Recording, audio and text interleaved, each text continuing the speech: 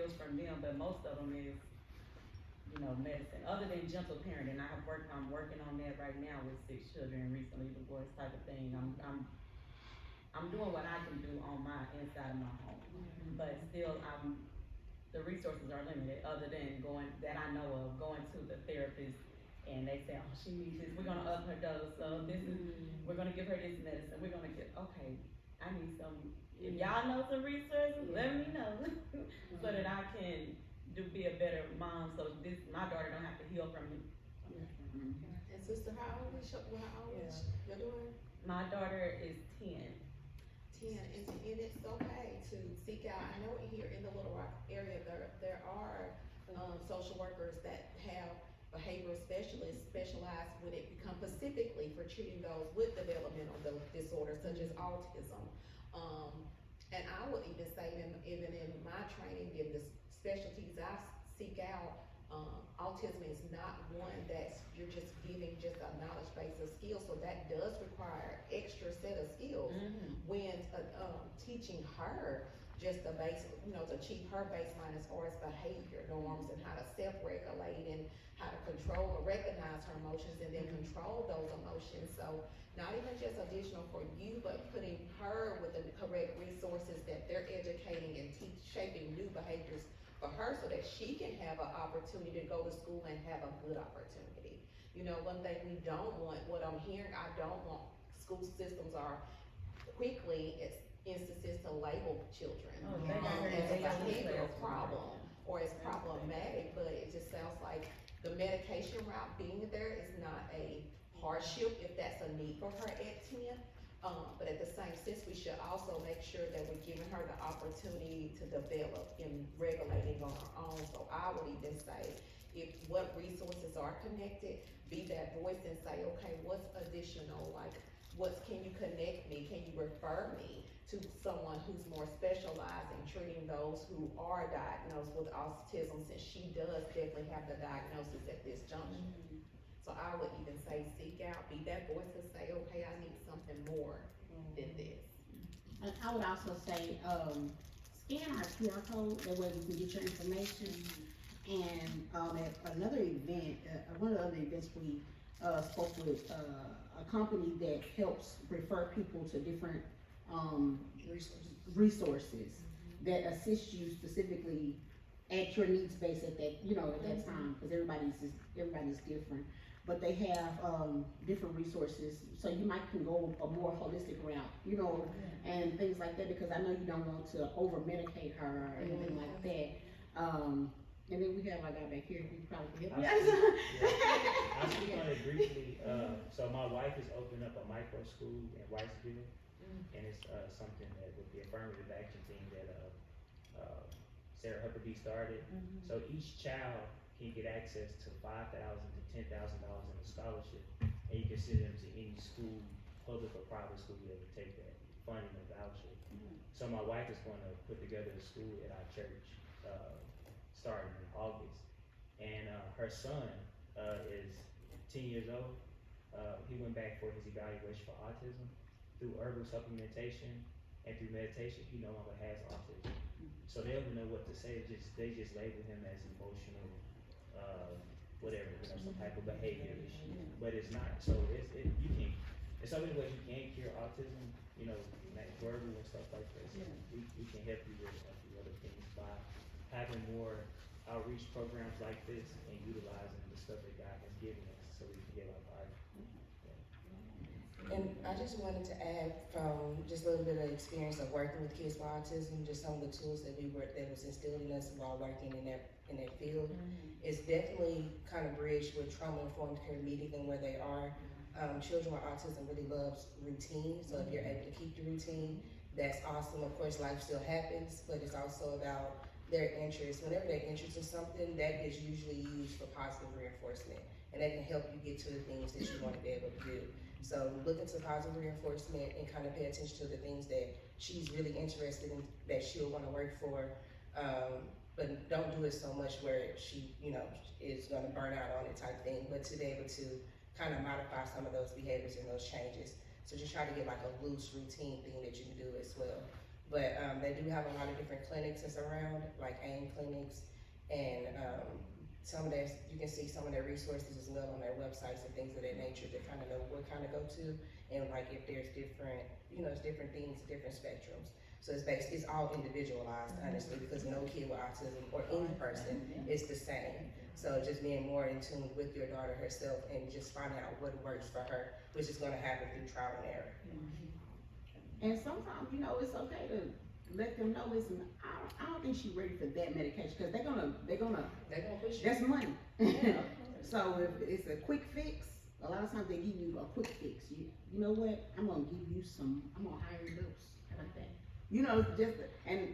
Like Cat Williams was saying his thing, he said, what you thinking about, son? Running. So, they been gave him so much medicine, he can't do nothing but think about it. He can't even move. So you don't want your baby to be robotic or anything like that. You want her to be herself, just more calm, or where she can kind of delegate how she wanna, so she won't throw so many tantrums, because of sound and things like that. You want her to be more regulated, but you don't want her to be a robot. Yeah.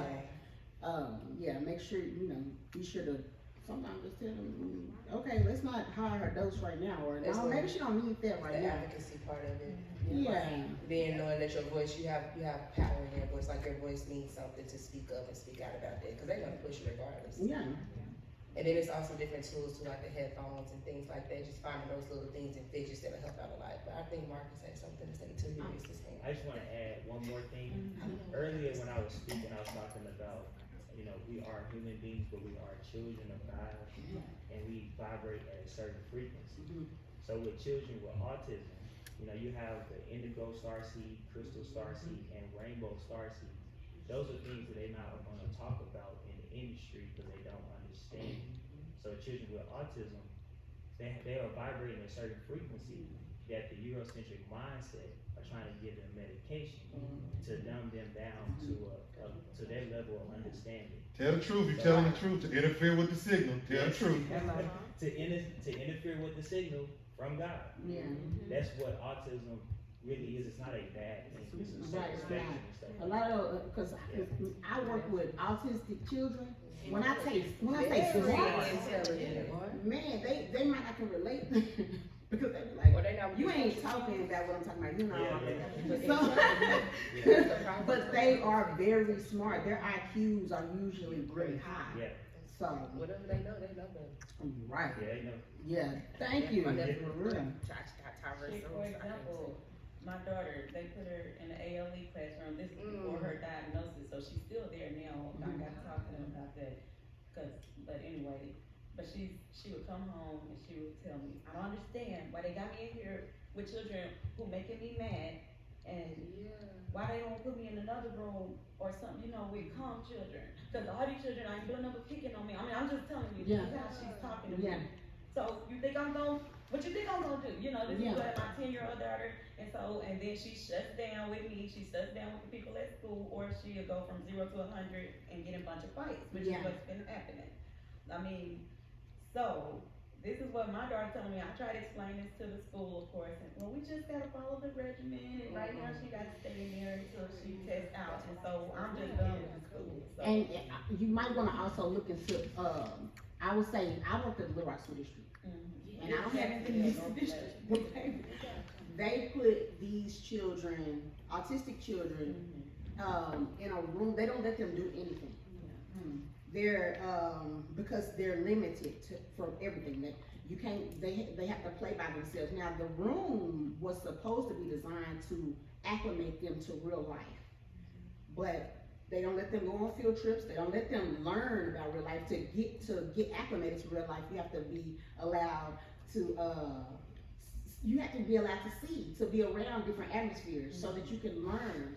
That means you might act out the first time I take you out to eat. You might, because the noise and the things like that.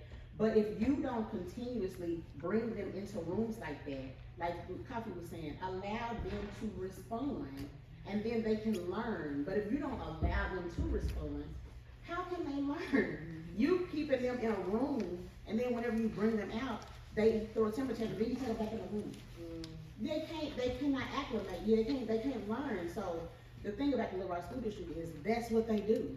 They put them all in one room, they all on one, you know, then they might say, oh, well, he's kindergarten, he's first grade. But you got the 5th grade, and he went to kindergarten. He autistic, but he is he's high on the spectrum. He can't do, you know, this is just noise for him, but for the lower people, you know, lower children on the spectrum, that might be okay for them. That's not okay, you know what I'm saying? So, I don't know, maybe look into other districts as well, if you are in Little Rock. No, I'm in Jacksonville, North Pulaski, they knew, but, Or public, put it like that. Because, sometimes, even though I was not like a huge advocate for, what's the new schools that's coming about now? It's not public, it's charter schools. Yeah. But if you can find a charter school where the teachers are educated, because sometimes these teachers don't go to school. Sometimes they just get the position because they don't have to in charter schools. However, if you can find a school where the teachers are educated, then you might wanna try going that route, because sometimes they perform different, they do different things. They are, you know, Little Rock School District, they have to meet a quota. Everything is like, can't do that because, you know, it's like a guideline of everything. So they don't only teach them so much, they only do so much. And like somebody said, Sarah Huckabee, with all due respect, she's not for us, I'm just saying. So since we mentioned government. Okay. I was trying to say that. Government and commerce are intermingled. Mhm. Okay. You mentioned earlier that she's in an ALE class. Yeah. That's a federally sponsored program. They got extra money for your daughter. Mm-hmm. They get paid for every student. Mandate they give your daughter what she's paid. Then you're gonna it's gonna cause you to have, I know you got other children and you're already stretched thin. I mean, well, her doctor said that she need a pair with one Yeah. but they. That's what the budget is for. Mandate that your daughter get what they're being paid for. Right. Cause she mentioned about them putting them all in the room, that's a budgetary concern. Mm-hmm. That's right. They trying to stack, they trying to pimp your baby. Yeah. Don't let them pimp your baby. That's right. That's right, cause if she's Mandated, and they have to, and do so in writing, Okay. so they cannot deny that they told you no. Registered mail, that's right. Okay. make sure that when that registered mail is signed, when they tell you no, if they tell you no, which they won't, cause they're not gonna deny that on paper. Right, right. And they gonna give you your baby, they gonna give your baby what they supposed to do. And encourage them to put it on writing, their response in writing. That's Whatever right. it may be. Does she have an IEP, does she have an individualized education plan at school? Well, she have a 504 plan, I Ooh, asked her. It's IEP, baby, get your money, get your baby, she can have a person in there with her all day, all day, all day. And make sure you look at it. Because the thing is, a lot of times you don't get to see what is exactly on there. No, you get a copy. Oh, I do. You get a copy. Matter of fact, they supposed to have a meeting with you, and you can bring Well, anybody make sure you you want to keep in that that copy. meeting. And Because y'all they can discuss dispute, what they gonna argue with you. you, because they hustlers, you know what I'm saying? They gonna Well, they argue with you. denied the IEP because they said, let's see how she doing in ALE, but we did the. No, because she's Now, in she has ALE a whole anyway. diagnosis saying that she has autism, Yes. she needs to advance up to Yes. the next, Yeah. to the next. She shouldn't be in ALE. No, That makes sense. no, put it in writing and submit that. So this would be another reason or, advocacy for why mental health could be beneficial. So, if you are connected with, for example, a mental health community program, and your children are receiving therapy, then you can ask for your therapist to also write a letter, or if they have the availability, when I was in private practice years ago, take the time to go to these meetings with parents to help support in order to also use the language in order to make sure that everyone's voice that I'm there to help support is heard, and to make sure that the people we're speaking to is going to follow through on what is supposed to be expected of her. Because the reality also is whether it's said or not, there's systemic racism. Mhm. So things that aren't said won't be said. But as long as you come to the table with the information to say, I know according to this, and this is what this child should have and this child should have. I need to know when you will have it done by. Right. Cause You like, asked for the due date.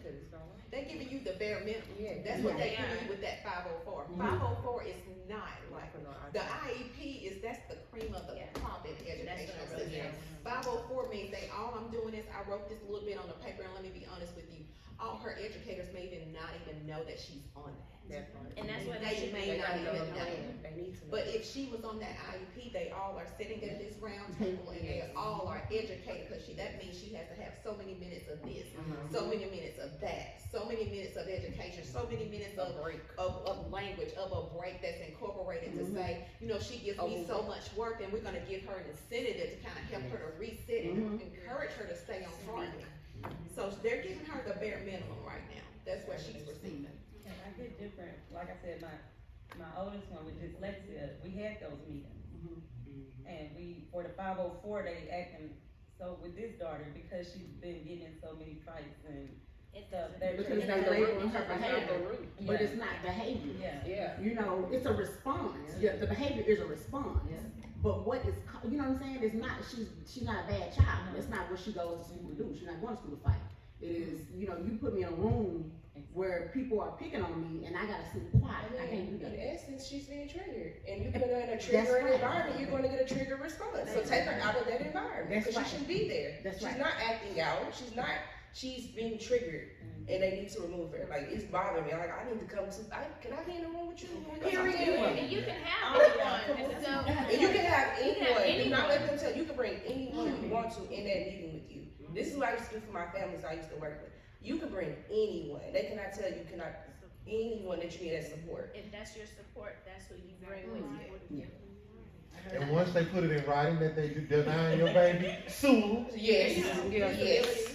Disability, all of that. the Shut down. commerce is connected. Yeah, there's other resources out there. But it seems like they're targeting her behavior by her being in an alternative learning environment. They're targeting behavior, so she's likely in the classroom with other children who have more of who've been identified as a behavior problem Yeah. in the classroom, but they're not targeting the fact that this is a developmental disabled child, autism, and they're not treating that. So it looks like they're treating more behavior versus what she's actually diagnosed with. And they need to And don't change it. allow them at this point to no longer do that. That's right. Come Monday morning, you make sure your child goes to school in hand with your letter, or you take it in, that says, at this point, I request Right. a meeting Yes. for an individualized educational plan Yes. for my child. This 504 no longer benefits her.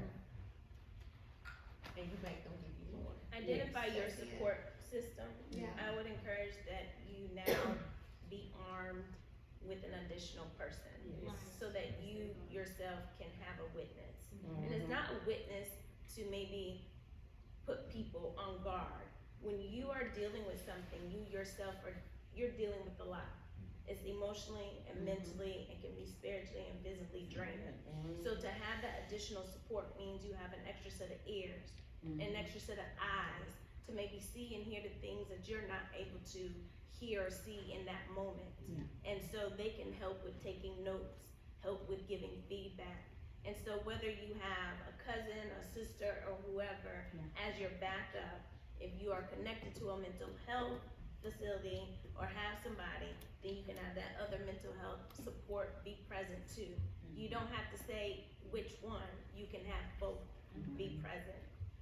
And they'll give a response.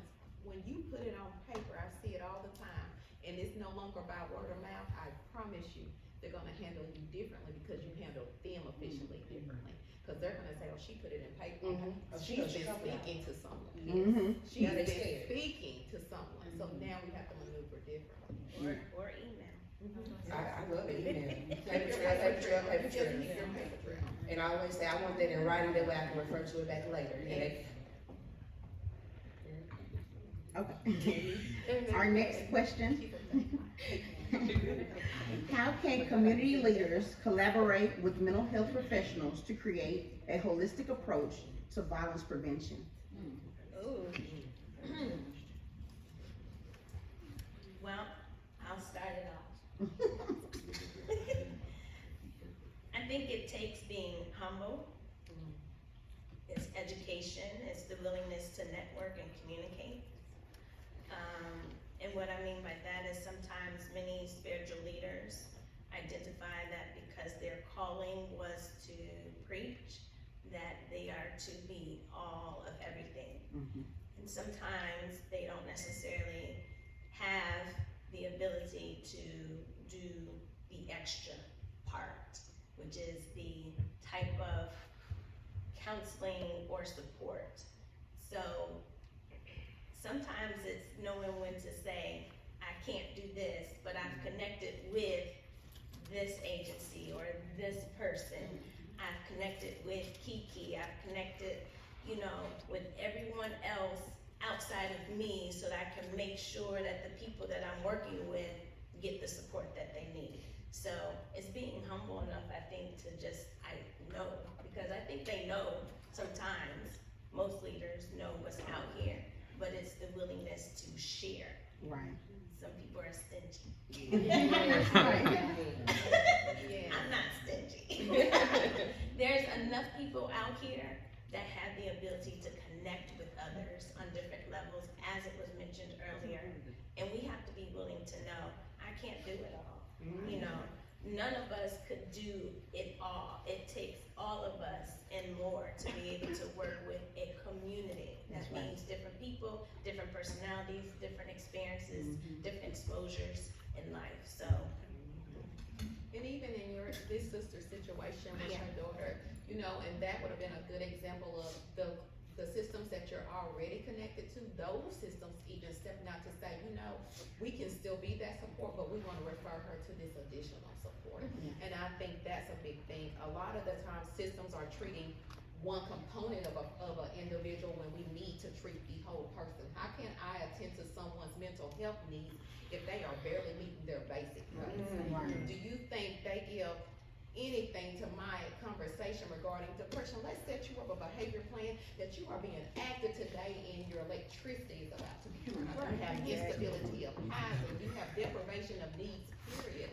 So it's more of a approach, I think, even the systems that exist, because we do have resources in our community, but taking the opportunity to say, we need to make sure we can treat the whole person. And if we're not treating the whole person, that we have the knowledge base to connect them and pull in those additional resources.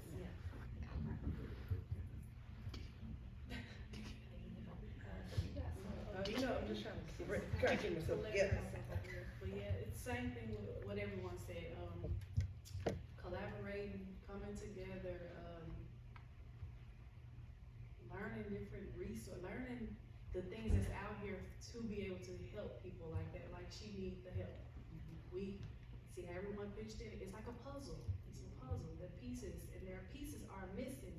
We have to go out here and find those pieces, get together. What Martin Luther King did, he marched, didn't he? We gonna march together and make it happen. That's how I see it all. And I also wanted to say,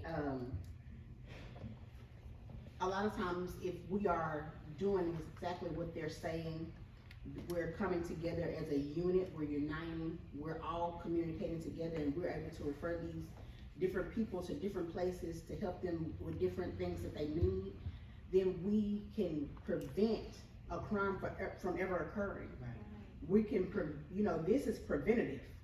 We don't wanna have to go and bail them out of jail, or have to go and fight because now they wanna lock them up forever for one crime that they committed when they were 16, and now they gotta stay in there till they're 30. And you're like, okay, he made one mistake, or she made one mistake. Like, it's people out here that's raping people all the time, and they let them right back out. A rapist just got back in the community in my sister's neighborhood. They just let them back out, and then they reoccur. Why do you get the opportunity to do that again? But somebody that robbed a bank as a kid, or somebody that stole a candy bar, they get locked up and you forget about them. You stole that candy bar. You know you did. Okay, I was hungry. Listen, I was poor. You know, because a lot of times, especially in the black and brown communities, when we are committing crimes, it's because we don't got nothing. We don't have anything. So we are robbing people that we think have a little bit more than us. And a lot of times those families don't have much either. They just worked a little bit harder. They just got a different opportunity than you got. And so they were able to go into doors that you didn't get a chance to go into. But maybe if you would have held out just a little bit longer, then you would have got to go into that door too. But you didn't give yourself the opportunity because you weren't educated. You didn't know. Nobody said, hey, let me stop you for a minute. You know, you didn't get that opportunity. Your uncle sold drugs. You started selling drugs because your uncle was selling drugs. And then he put your little brother on the corner too. He got you and your little brother running for him. And he doing it because, hey, his uncle put him on the street too. So a lot of times the things that is happening in our community, it's what was taught to us way back when. And it's just being repeated. It's a cycle. And so somebody has to break the cycle. And that prevents crime or violence in the future. Just shortly, basically what you said is the point of breaking generational curses. Yeah. Being proactive versus reactive. That's right. Getting ahead of it and That's right. being aware of it and making those changes now. That's right. And that's just the root of it for everything that needs to be done. Don't wait until it happens to make a difference. You see it's happening. Make a difference now. Just like with the winter, like with the ice that we just had, the snow we had. We were warned, but everybody waited 3 days before they decided to throw all the bread and milk in the cart. 2 days. 2 days. But you knew, you be prepared. That way, Right. even Arkansas as a state, we knew it was coming. We did nothing. That's why we got all these potholes. We don't have none of the winter stuff that we need. I couldn't even get the ice off my window if I needed to. I don't have any gloves. I mean, I probably just not an adult. But it's just kind of just the whole theme of it all. But definitely breaking those generational curses and being aware of it. It has to start somewhere, and I hope that we can start here. And treating everyone as if they're a professional in this as well, because, you know, let's remove that fine line that we're sitting here and they're sitting across that table, because who is the biggest professional, is that expert in this community? The people that reside in this community. That's right, that's So right. the biggest expert, let's hear what they have to say as well. Yeah. That's right, that's right. I was going to say an encouragement to you too, and to everyone, when you are doing the work, trust the process. Yes. Trust the process. So even when you show up at those doors with 2 or 3 support people and it feels like that the doors are being closed, trust the process. Yeah. Because sometimes somebody who doesn't have your best interest is betting and banking on you to just give up. And to give up is not just on yourself, but on your loved ones that you are advocating for. That's right. So doing the work, trust the process. I'm giving to her. Right. That's my word every day. Process. Oh, and one more thing before we go. I wanted to say, even when you're going to church or you're going to, I don't know, different places, like she was saying that everybody feel like they're the only ones you're supposed to talk to. You being a follower of God, you worshiping and praising God, it is nothing wrong with it. But God gives everybody a gift. And somebody that can take on your problems and give you clear-headed advice, not biased advice, because they ain't in your house. They wasn't there. But they can listen to you, hear you, and give you good advice and give you good avenues on how to deal with what you're going through. That is a gift. And it is okay for them to use their gift to help you. And that does not mean that you turn your back on God. That don't mean you have to stop praying. If you want to continue to pray, please do. Because it is both. You should be praying and you should be seeking, because God said, you take one step, I'll take 2.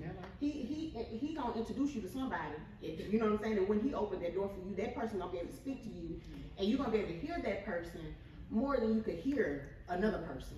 You know what I'm saying? And that person can speak your language all of a sudden. It's like all of a sudden you can hear, you know, the doors and everything is open, and you can release, and you feel comfortable enough to release that burden, that trauma, that pain, or whatever you've been going through, because you are in a safe space, and you feel safe and secure with this person, whereas maybe you didn't feel safe and secure with your pastor.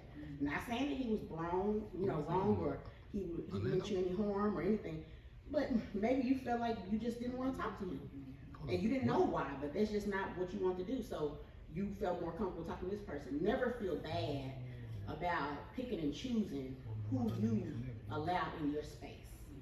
It is your space. And, it's okay to be safe in your space, whatever that means to you. And my therapist always tell me, gather a host of therapists.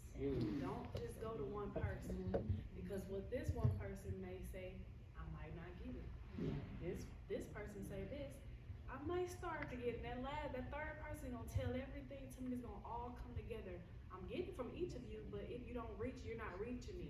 I need to have somebody else that I can confide in to be able to release what I need, to be able to receive what I need. So That's right. gather all of the therapists. I have hosts of them, and I love it. Yeah. I love it. Okay, thank you, guys. Thank you. Good job, good job.